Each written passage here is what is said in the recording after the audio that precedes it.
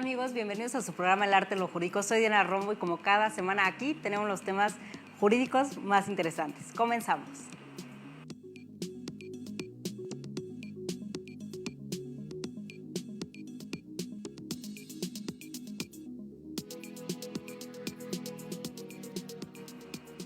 Amigos, hoy vamos a tener un tema muy interesante en el arte de lo jurídico y vamos a hablar del delito en la empresa o de la empresa. Para ello me acompaña un gran amigo. ¿Cómo estás, Andrés? Muy bien, muy buenas tardes, Diana. Andrés, doctor Andrés de Anda, ya Andrés. eres invitado recurrente. Sí. Gracias por volver a aceptar la invitación. Y en aquella ocasión me dijiste, estoy terminando de escribir un libro Sí. y lo justo le pedí a la producción que lo pusiéramos al lado de un, ¿qué podemos decir? Esas televisiones, ¿te acuerdas tan chiquitas de, bueno, no sé si te tocaron? Sí, claro que Bueno, sí. a mí me lo platicaron. No, es decir, sí me tocaron y son temas que nunca van a pasar de moda, ¿no? Hoy en día, pues sí tenemos a lo mejor el aparato en donde es con el control remoto, pero la teoría del delito es la base para cualquier tipo, para la defensa, para la acusación y la tenemos que tener siempre presente y conocerla. ¿Qué Sí. nos platicas de la teoría del delito? Bueno, en realidad, como bien lo dices, Diana, primero que nada, un gusto estar contigo de nuevo aquí en tu programa. En realidad, la teoría del delito no es algo pasajero, es algo No que se pasa de moda. mantiene, así es. La dogmática penal que se ha ido construyendo con la teoría del delito, hoy en día es claramente algo que requerimos todos conocer porque se encuentra muy vigente. ¿Y por qué se encuentra muy vigente? Incluso por el tema del que estamos tratando hoy, el delito de la empresa. Es algo muy interesante. ¿Por qué? Porque, bueno, en nuestro sistema de justicia penal, como seguramente todo tu auditorio ya sabe, y les recuerdo, en el 2014 se publica un Código Nacional de Procedimientos Penales. Estoy hablando de la materia completamente penal y seguramente de aquí saldremos con mayores interrogantes que respuestas, pero veamos qué es lo que se ha construido en el sistema de justicia. En realidad, el Código Nacional de Procedimientos Penales pues establece las reglas procesales en México, tanto en la federación como en los estados.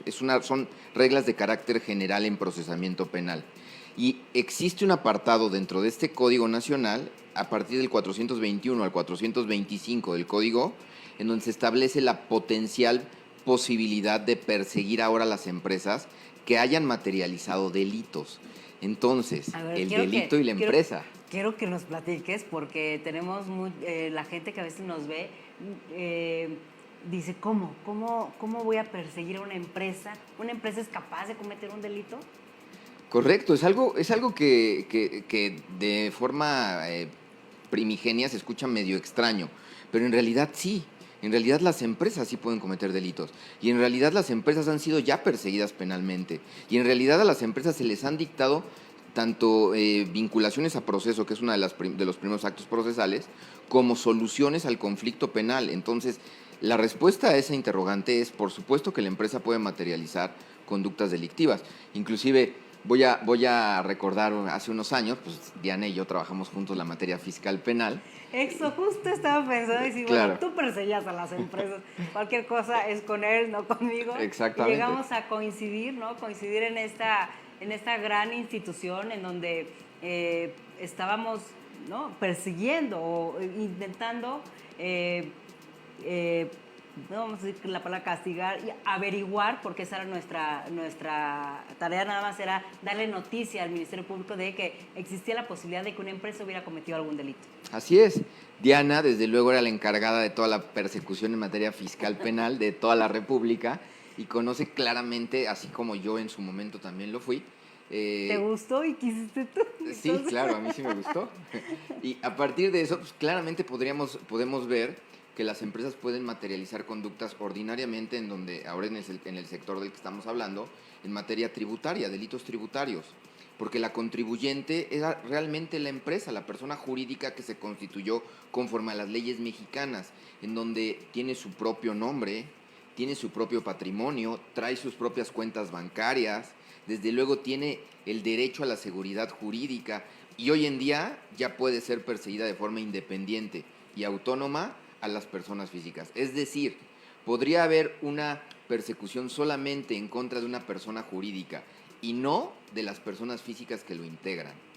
Y ahí viene seguramente la pregunta que todos nos estamos haciendo. ¿Cómo una persona moral va a cometer un delito? Eso es lo interesante. ¿Cuál es cómo lo vamos a materializar? Explícanos, quizás no tan técnico, ¿no? Claro. Porque al final lo que queremos es transmitirles cómo sí se cometen los delitos en las empresas y además, el delito de la empresa, y además está hoy perseguido y es uno de los temas de este año y del año anterior que ha generado la reforma penal fiscal, en la que a veces se utilizan palabras como el terrorismo fiscal, pero sí, es que finalmente sí se cometen los delitos. Sí, y eso es prácticamente lo interesante. Por eso yo les decía que a lo mejor nos íbamos a ir con mayores interrogantes que respuestas, pero en realidad podemos empezar con una explicación muy clara. En 2014 nace la posibilidad en México de perseguir a las empresas, desde luego bajo criterios de imputación o bajo parámetros, para hacerlo más sencillos, bajo parámetros de imputación que hoy en día ya están superados. ¿Por qué? Porque en 2016 fue reformado el Código Nacional y en donde se establece que la responsabilidad penal de las empresas será independiente y autónoma, desde luego bajo parámetros de intervención o de imputación y que descansan sobre el denominado indebido control organizacional. Es decir, si una empresa no se comporta como un buen ciudadano corporativo y mantiene sus actividades en persecución del objeto social, es decir, de los fines para lo que fue creado, en un riesgo tolerado, en un riesgo corporativo tolerado, si esto trae como consecuencia un resultado penalmente relevante, desde luego se abre la puerta para que el Estado llame a la empresa a una persecución penal. Con esto nos vamos a nuestro primer corte y regresamos. Estamos en el arte de lo jurídico.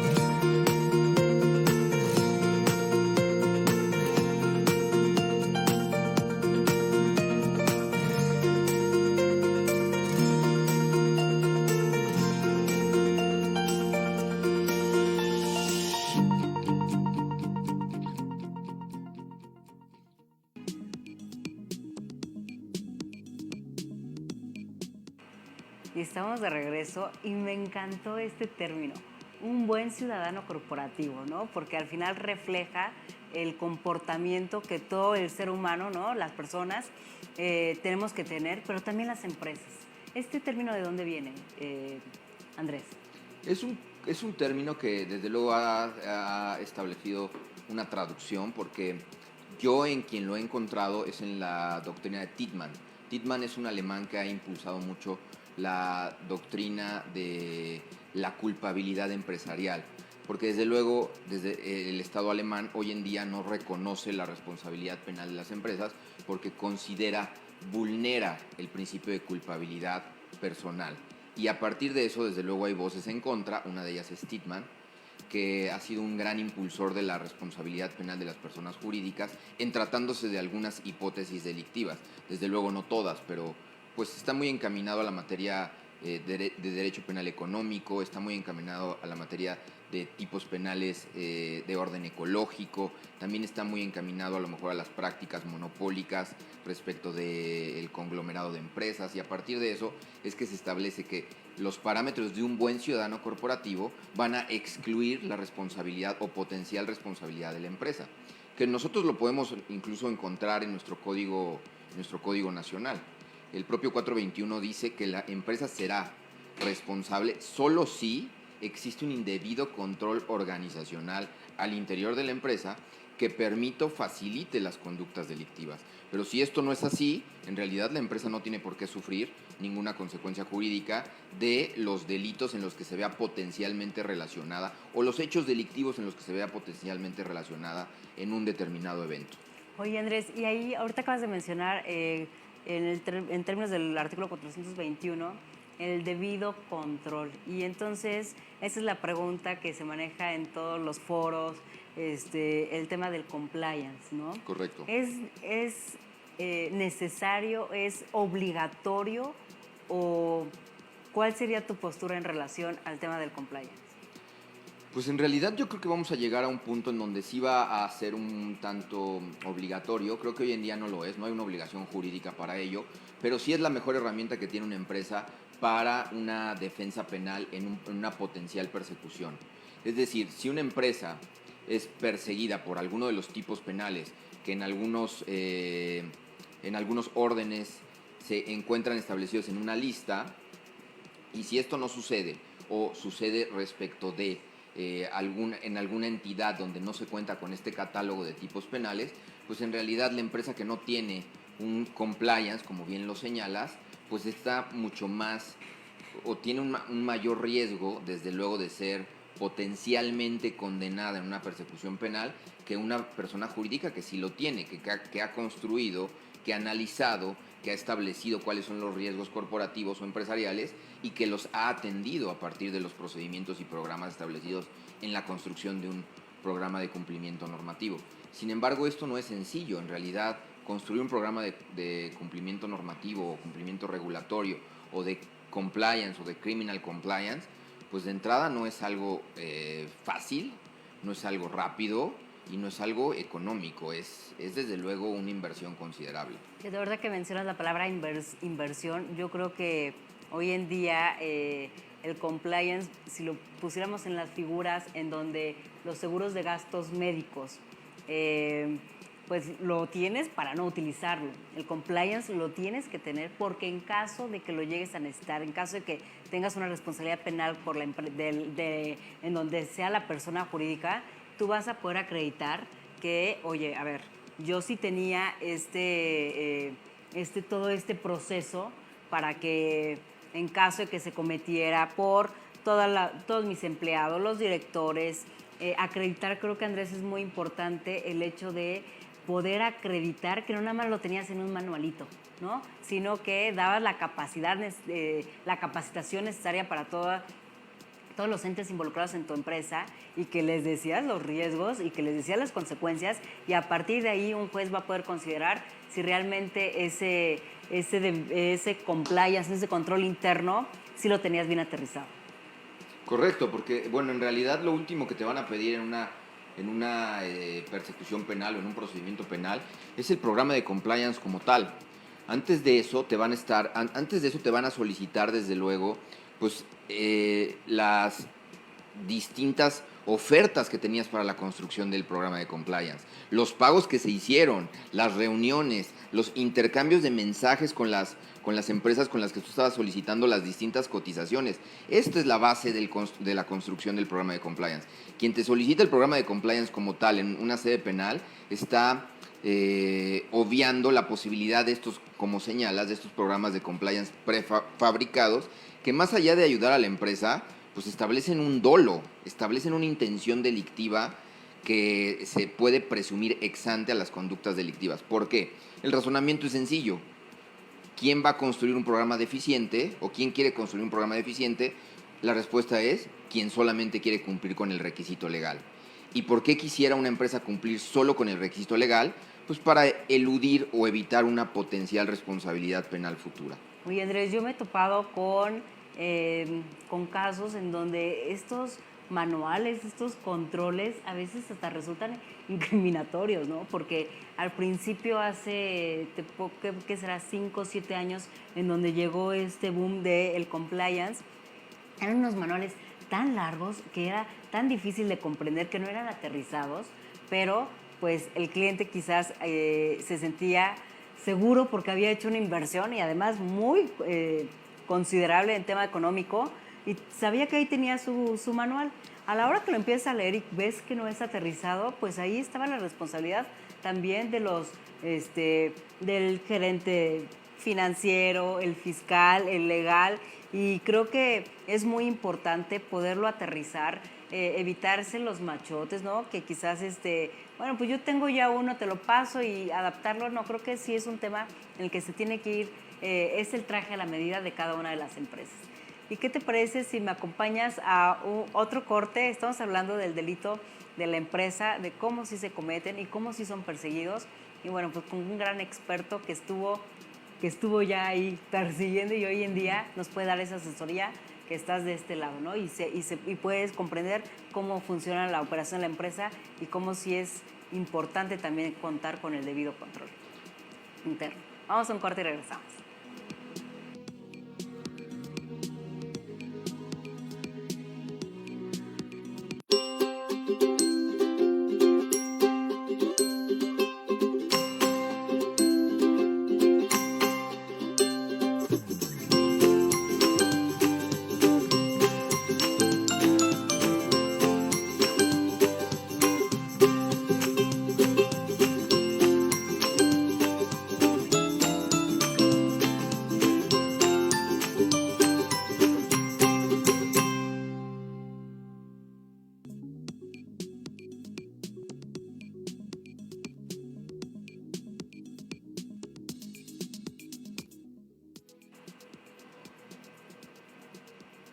Estamos de regreso, estamos platicando del delito de la empresa y hablábamos del tema del compliance. Y ahora vamos a entrar un poquito, ya dijimos que si bien no lo tenemos regulado en una norma, ¿no? En tema fiscal, corporativo, mercantil, sin embargo, por lo menos en el tema penal sí lo tenemos, que puede ser un atenuante y eso podría reducir una pena y podría ser de gran importancia haber contado con ello. ¿Pero qué nos puedes platicar del compliance? Sí, por supuesto. Bueno, en realidad podría ser un atenuante, pero también hay quien sostiene que dogmáticamente, bajo la estructura del delito, y aquí es donde entra el delito de la empresa, podría ser incluso una causa de ausencia del delito, una nueva causa de ausencia del delito. Y me explico. Ahorita a lo mejor entraremos a profundidad, pero el delito es la construcción de elementos sistemáticos y ordenados. El delito es una conducta típica, antijurídica y culpable. Desde luego la conducta tiene como núcleo la voluntad, ¿correcto? Y se manifiesta a través de tres distintas formas. Una forma activa, la acción, una forma omisiva simple, la omisión simple o propia, y una forma de comisión por omisión, en donde se responsabiliza al garante de no haber evitado un resultado, que tiene que ser material y tiene que estar en posibilidad de haberlo evitado. Entonces, a partir de esto, es que, bueno, me voy al siguiente elemento, porque ahí es donde muchas de las visiones doctrinarias ya sitúan los programas de compliance o de criminal compliance. El segundo elemento o el elemento siguiente bajo la visión tritómica o tetratómica, es decir, hay quienes construyen al delito bajo tres grandes elementos, hay quienes los construyen bajo cuatro. Bueno, y antes de que continuemos con el segundo elemento, el primero que es importantísimo, ahí la voluntad, creo que nos podríamos parar o frenar, porque la voluntad en el tema que estamos platicando de la empresa, ¿quién tuvo la empresa? Per se no tuvo voluntad de cometer el delito porque no tiene esa voluntad, ¿no? Entonces, ahí yo me frenaría y te diría, ¿cómo lo vamos a aterrizar? ¿Cómo lo vamos a aterrizar para poder imputar esa responsabilidad cuando el primer elemento nos frena? Sí, ese es uno de los grandes temas y en realidad necesitaríamos a lo mejor horas enteras para discutirlo, porque muchos de los componentes del delito, de sus elementos o subelementos, son elementos anímicos, son elementos cognitivos, son elementos psicológicos. ¿Por qué? Pues porque el derecho penal fue diseñado en sus orígenes en contra de las personas físicas, en contra de la persona humana. Pero desde luego la realidad ha cambiado y el derecho tiene que ser una herramienta para el hombre. Y a partir de eso es que el derecho tiene que evolucionar. Y lo ha hecho. Muchas otras latitudes ya tienen claramente parámetros de imputación muy avanzados del delito corporativo. Han construido o evolucionado modelos de la dogmática penal clásica de los elementos del delito. Y a partir de eso es que yo por eso les decía al inicio de esta plática tan entretenida y divertida. Nos vamos a llevar muchas más interrogantes que respuestas. ¿Por qué? Pues porque en México, por ejemplo, se dice, bueno, sí, las empresas pueden ser responsables de delitos, pero el delito sigue siendo una conducta típica, antijurídica y culpable. El primer elemento, que es la conducta, como bien lo dices, Diana, en realidad su núcleo es la voluntad.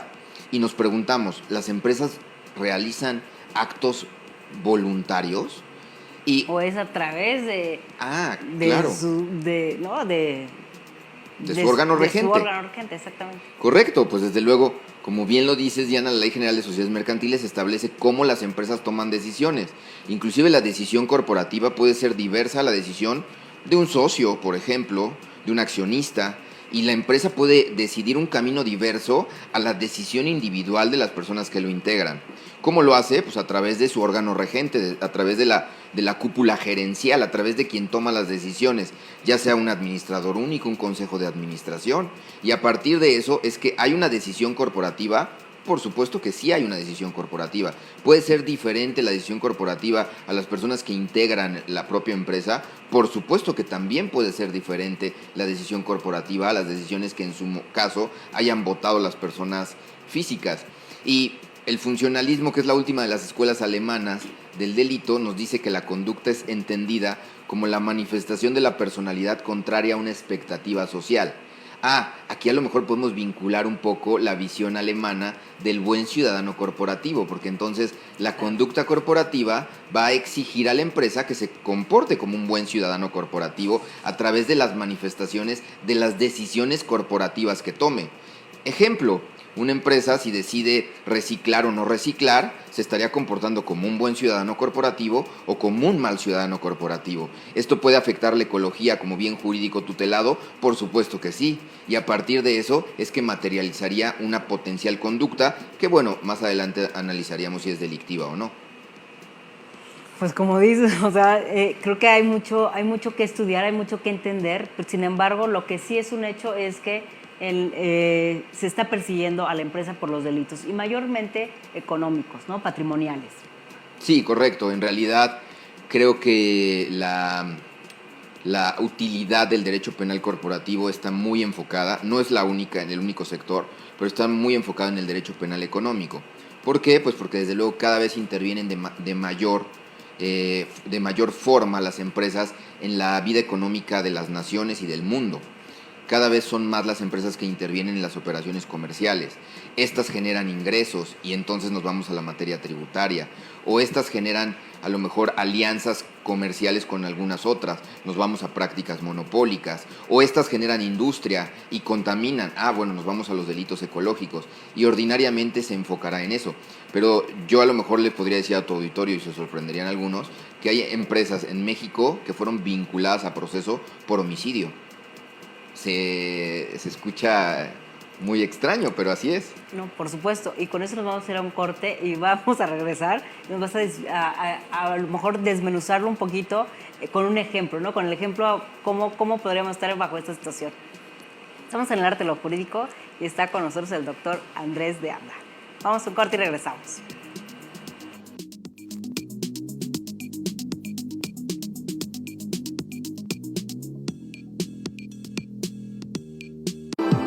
Tu piel es el órgano más expuesto al ambiente y tu carta de presentación.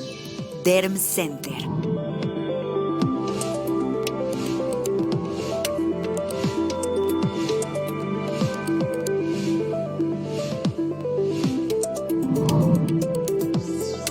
Visítanos en cualquiera de nuestras 2 sucursales.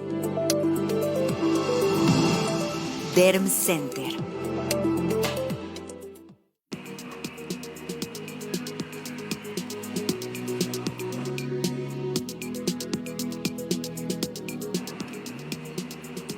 Estamos de regreso y nos quedamos en un momento en donde nos dices el tema del homicidio relacionado con una empresa. A ver, platícanos un poquito para que podamos decirle a nuestro auditorio cómo sí se persigue, ¿no? Correcto. Voy a partir de la ley, ¿no? Porque al final de cuentas el derecho penal se tiene que aplicar a través de la ley. Entonces, hay una aplicación estricta, ¿no? Hay una aplicación estricta. El 14, párrafo 3 establece la garantía de exacta aplicación de la ley en materia penal. Prohíbe la analogía o la mayoría de razón. Bueno, la ley establece en el Código Nacional, que es una ley general procesal, que las empresas van a ser van a ser potencialmente perseguidas de los delitos o de los tipos penales, para ser más exactos, de los tipos penales que se establezcan en los códigos penales, es decir, la lista, ¿correcto? En el Código Penal Federal tenemos una lista cerrada.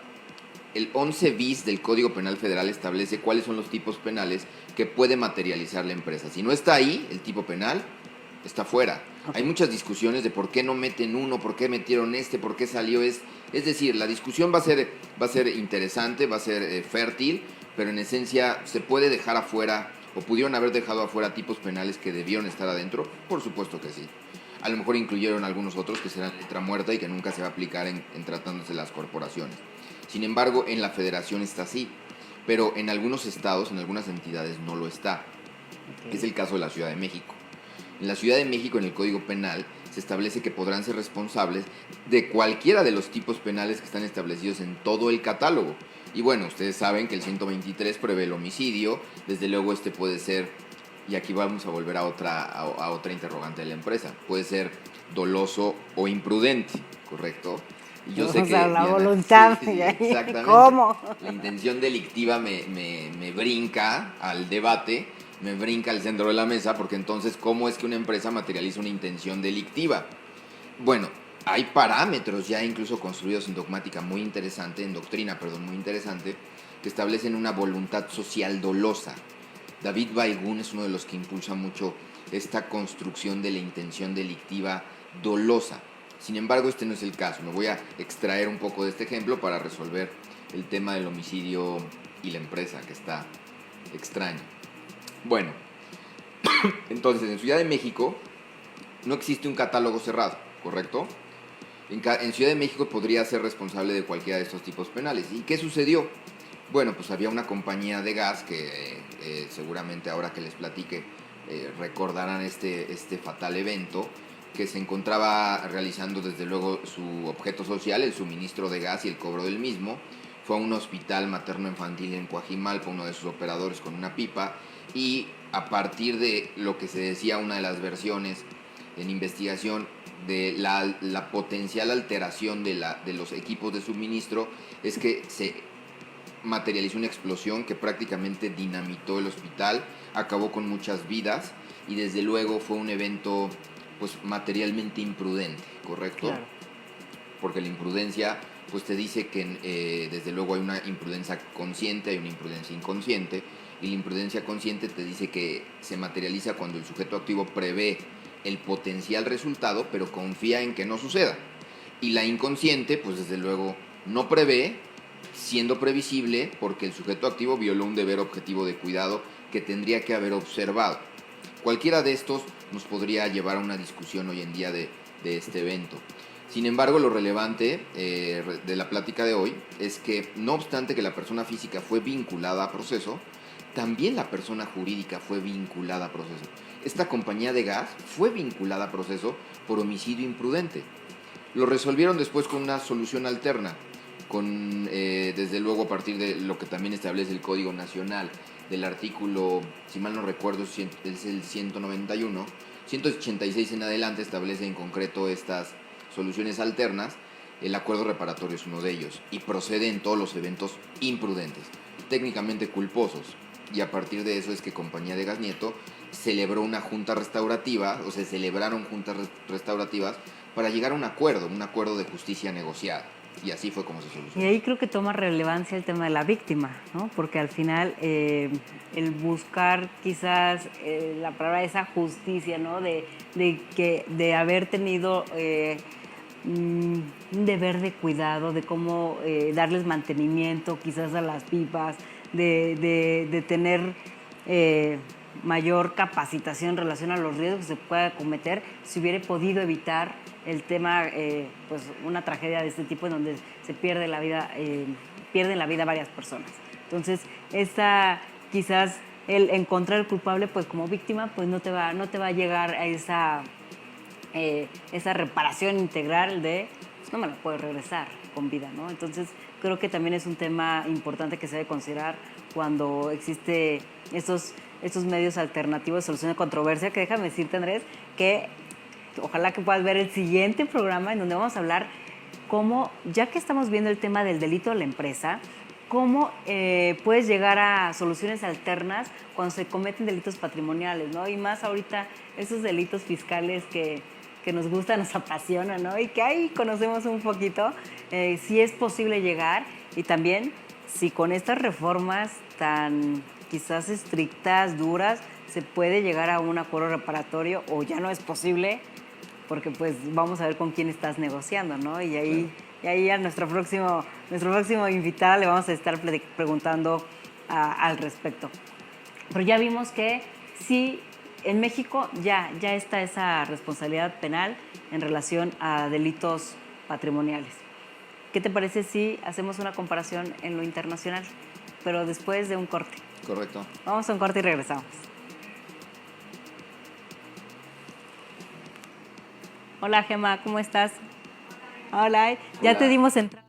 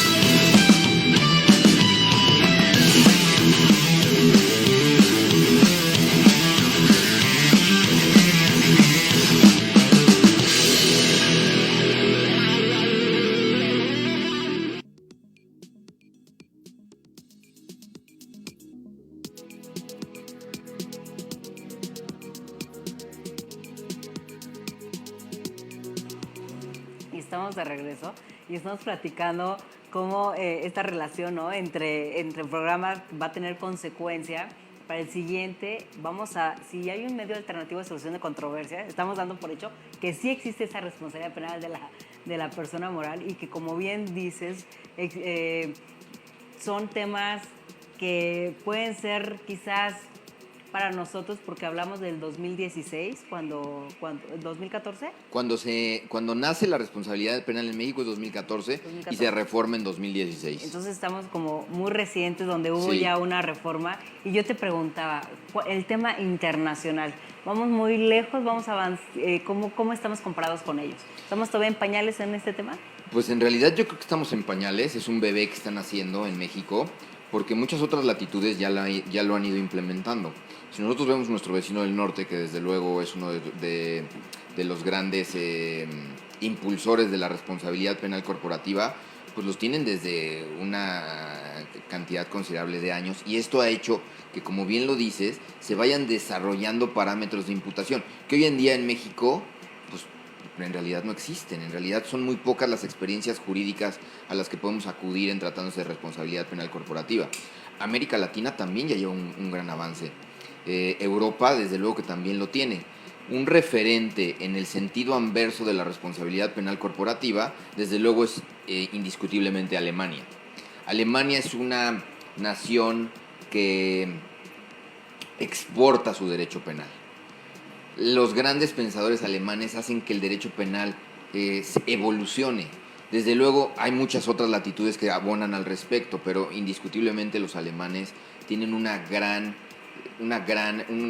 evolución en el estudio de la dogmática penal, del delito, de los elementos del delito. Y a mí me gustaría, ahorita que hablas del tema de Alemania, que nos platicaras tu experiencia, porque ¿fue el año pasado o hace ya 2 años? El año pasado. El año pasado tuviste la oportunidad de tomar, ¿qué fue? ¿Un diplomado o un curso en Alemania? Sí, tuve la oportunidad de estar en Alemania, en Göttingen, en la escuela de verano, a partir fue el año pasado, y realmente eran pláticas muy, muy puntuales de los tópicos que se están discutiendo en la dogmática penal actual, y a partir de eso discusiones con las grandes mentes, Kai Ambos, Roberto Planas, Klaus Roxin, ¿no? O sea, fue el paso que tiene que hacer el penalista, sí o sí. Fue muy interesante, sí, fue muy interesante. Habíamos quedado ir juntos, me dejaste en el camino, te me adelantaste, pero Algún día te voy a platicar de la mía. Sí, por supuesto.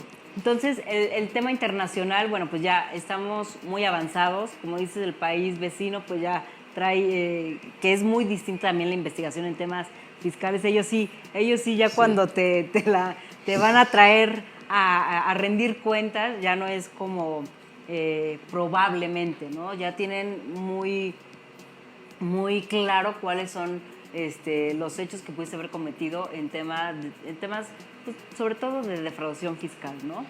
Sí, bueno, desde luego la experiencia alemana en dogmática penal es muy relevante, sin embargo ellos han negado jurídicamente la responsabilidad penal corporativa. Ellos dicen que es una ficción a la que no deberíamos acudir porque viola muchos parámetros del derecho penal. De entrada, todos los componentes anímicos del delito. Y a partir de eso el principio de culpabilidad, desde luego que establece una conciencia, cómo una empresa tiene conciencia. Y a partir de eso los alemanes dicen, en su gran mayoría, no.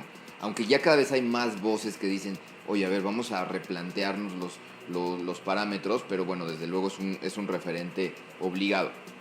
Ahora bien, desde luego en la materia fiscal, pues claramente la responsabilidad penal corporativa está actualizada, ¿no? Y desde luego las investigaciones en nuestra latitud a nuestro vecino del norte son completamente diferentes. Yo recuerdo una experiencia en donde hablé con un agente del IRS, del Departamento del Tesoro de Estados Unidos, ¿no? Seguramente. Sí, ahí me tocó. Y nos decía, bueno, sí, yo tengo investigaciones muy sólidas. Yo tengo un grado o un porcentaje de éxito en mis investigaciones brutales. En realidad, creo que no tenía, o no recordaba alguna en la que hubiera fallado, ¿no? A lo mejor por una parte técnica, seguramente sí.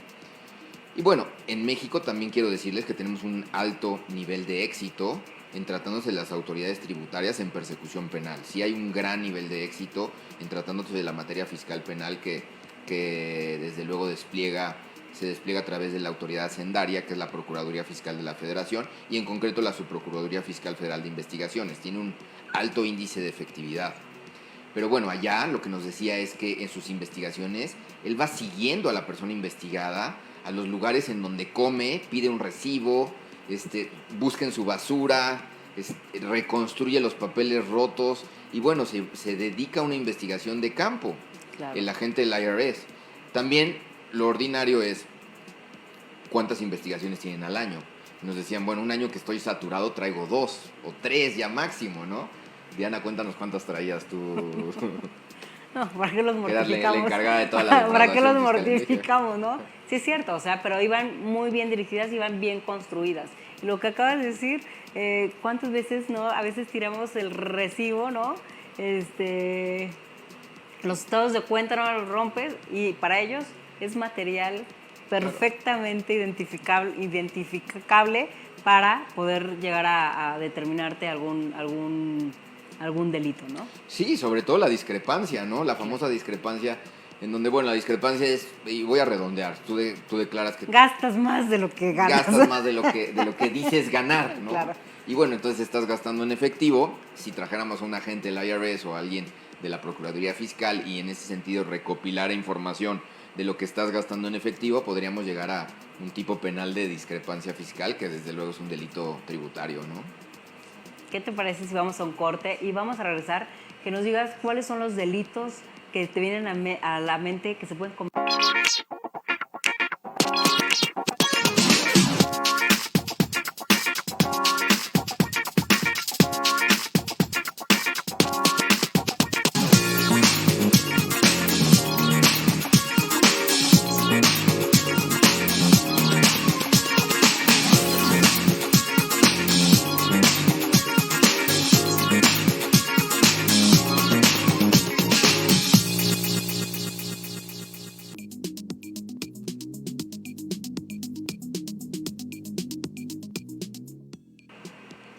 Estamos ya en esta recta final. Te agradezco infinitamente, Andrés, esta gran charla. A ver, nos ibas a decir qué delitos se pueden cometer en las empresas o qué delitos puede cometer la empresa. Pues esa es una pregunta muy interesante porque en realidad, si se trata del fuero federal, hay una lista cerrada, está en el 11 bis, les señalaba este artículo.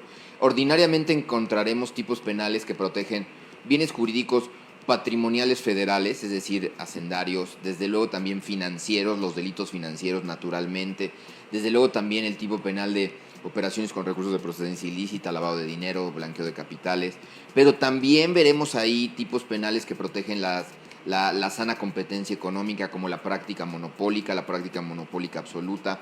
Desde luego que es una propuesta que se está generando hoy en día. Incluso tengo una muy buena amiga, colega, que está realizando esta propuesta de impulsar estos tipos penales que naturalmente están enfocados para ello. Y a partir de eso también algunos otros tipos penales que protegen el equilibrio ecológico. Realmente está diseñado para ello.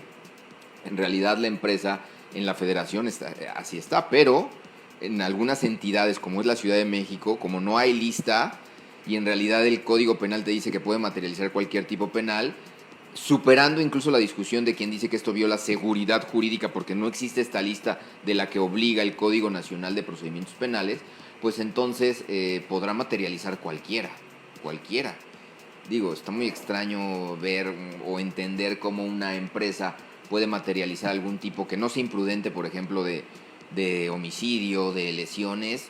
Yo creo que en el mundo fáctico eso sí lo podemos anular, ¿no? Claro. Aunque los ejemplos luego de laboratorio son muy elaborados y podríamos llegar a una construcción, pero en realidad está diseñado prácticamente para los delitos patrimoniales federales, hacendarios, financieros, ecológicos y de prácticas económicas sanas.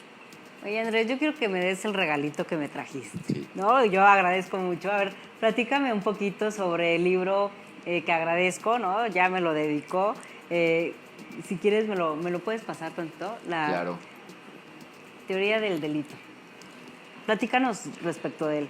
Además, le mandamos un saludo, que ya vi que el prólogo es de nuestro queridísimo amigo José Luis Nazardao. Sí. ¿Cuál es la intención de tu libro? En realidad, este es un proyecto que me costó su elaboración aproximadamente 2 años y medio.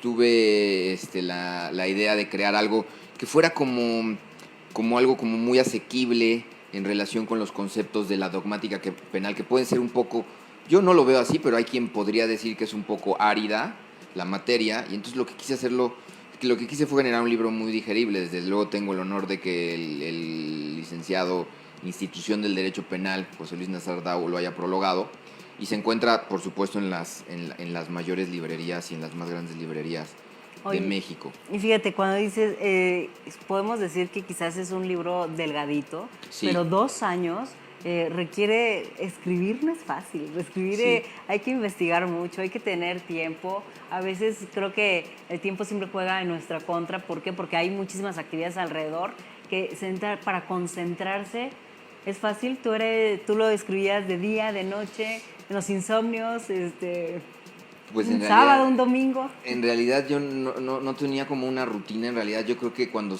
empezaba a idear un capítulo, lo empezaba a construir en mi mente, empezaba a documentarme mucho del tema y entonces lo traducía en ir escribiendo. Pero sí, no es nada sencillo, y en realidad yo lo que quise hacer es un libro en donde realmente fuera una explicación y no citas. Porque hay muchos libros que yo me encontré a lo largo del camino, claro, que están llenos de citas, y desde luego es muy válido, porque las mentes brillantes del derecho penal, pues encontrarlas en una obra, pues es prácticamente una joya. Pero lo que yo quise hacer en este libro es una explicación de Andrés de Anda, cómo entiende los elementos del derecho penal, en donde los busca explicar de la forma más sencilla posible. No sé si lo logré, pero si no, ya vendrá una segunda edición. Yo te lo voy a decir, ¿no? Le voy a dar la leidita y le voy a decir, Andrés, a ver, en algo no puedo entenderte, y qué padre cuando le pones cara a los libros, ¿no? Y que esta explicación donde dices, oye, yo quiero transmitir, porque como bien dices, se puede citar y tenemos grandes penalistas, pero ya el dar tu opinión, y me gusta cómo lo manejas, porque al final de aquí vamos a aprender, vamos a conocer de una manera y quizás más fácil de entender el delitos, elementos, aspectos negativos, la conducta, ausencia de conducta, tipicidad, atipicidad, antijuricidad, culpabilidad y inculpabilidad. Correcto. Es un manual de litigante de dogmática penal en realidad, ¿eh? En realidad hablo de los principios del derecho penal, cómo aplican los principios del derecho penal. establezco los elementos constructores del delito y sus elementos negativos, los destructores, los que dinamitan el delito, y a partir de eso señalo, pues desde luego, la conducta típica, antijurídica y culpable, ausencia de conducta, atipicidad, causas de juridicidad o de justificación o causas de inculpabilidad, y las desarrollo. Eso prácticamente a mí me serviría mucho para una audiencia, incluso inicial, ni siquiera juicio, ¿eh? Claro. Sí. Porque en la audiencia inicial pues es el principio de lo que se pueda llegar a desarrollar, Sí. pero como bien dices, es súper, puede ser el inicio de un proceso. ¿Dónde lo podemos encontrar? Pues el licenciado José Luis Flores confió en mí para que Flores Editor me publicara esta primera edición, y en realidad él tiene vitrina en prácticamente la mayoría de las librerías, entonces creo que en la mayoría de las librerías lo podemos encontrar. Pues está a su alcance, letra me gusta y puede ser, como dices, fácil de seguramente de entender, de leer, y si cualquier duda, ya nos dijo, vendrá la segunda edición, o Sí. le podemos preguntar. Por supuesto que sí. Agradezco muchísimo, Andrés, que hayas estado aquí. Ya sabes que esta es tu casa, el arte lo Gracias. jurídico, siempre contento de recibir amigos, ¿no? Y que se puedan platicar temas que resultan difíciles, pero a la vez tan sencillos de comprender. Muchas gracias por haber estado aquí en el arte lo jurídico. Muchas gracias por invitarme, yo me siento honrado, y desde luego que en cuanto salga esa segunda edición, por supuesto que te vendré a traer tu regalo. Me parece padrísimo. ¿Tienes alguna red social? Facebook, Andrés de Anda, me encuentran. Bueno, ya Me saben encuentran ahí. dónde encontrarlo, y además preguntar, si te quedaste con alguna duda, ¿la vas a responder si te preguntan? Por supuesto que sí, intentaré responder o ampliar todas las dudas. Muchas gracias Andrés. Esto fue el arte de lo jurídico. Gracias por acompañarnos y nos vemos en una próxima edición en donde vamos ahora a platicar, y te lo adelanto, los medios alternativos en relación a delitos patrimoniales. Excelente. Hasta la próxima.